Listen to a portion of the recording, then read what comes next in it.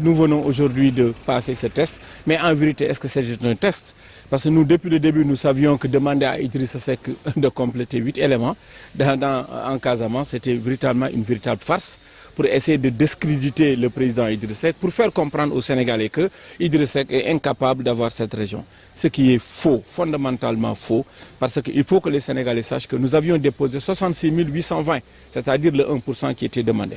Mais qu'est-ce qui s'est passé? Avec leur logiciel qui est programmé comme ils veulent, ils ont eu à nous sortir 9000 parrains avec des cartes électeurs à moins de 17 chiffres et des cartes CEDEAO avec moins de 17 chiffres et des cartes électeurs à moins de 9 chiffres.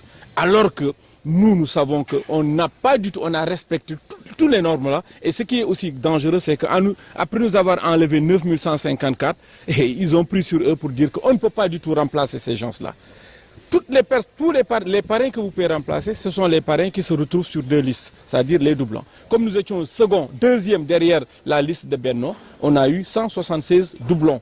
Là aussi, il faudrait que les journalistes sachent que la qualité de la collecte, c'est par rapport aux doublons. Aujourd'hui, la coalition IDI 2019 a le moins de doublons.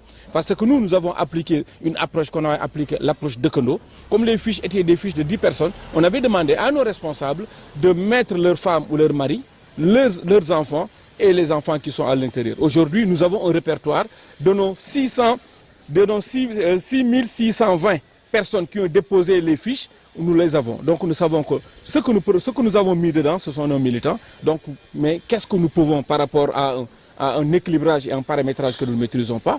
C'est pourquoi depuis le début, nous savons que nous n'avons pas répliqué. Alors que même quand on nous demandait 8, dans notre stock déjà, on avait plus de 500 de Ziguinchor. On n'a fait que prendre 176, donc leur donner 22 fois 8, 176, c'est pourquoi on n'a eu aucune difficulté, on n'a même pas duré, parce que c'est une farce, ce n'est rien d'autre qu'une farce. Je pense que c'est un avis très responsable, parce qu'aujourd'hui, on les a mis dans un processus qu'ils ne maîtrisent pas, et ils ont eu quand même le courage de le dire. Et nous sommes aussi certains que même le Conseil constitutionnel est abusé dans tout cela. Ils sont abusés, parce que je ne pense pas qu'on puisse leur mettre dans ces calculs de bas étage-là. C'est ça notre conviction. Donc ils sont là-bas. Ils savent qu'aujourd'hui que nous n'avons pas le référentiel. Ils savent aujourd'hui que le paramétrage, on ne le connaît pas.